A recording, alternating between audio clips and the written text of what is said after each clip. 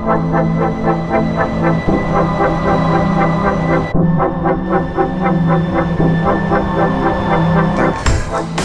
sa Alica Gurinová, pochádzam z Trnavy, žijem v Piešťanoch a tvorím v Bratislave.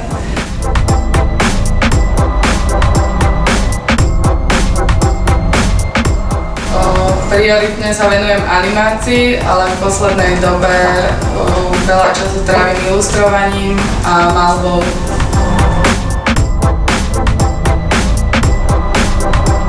Okrem animácie sa venujem aj organizovaniu medzinárodného festivalu animovaných filmov Fest Ančak.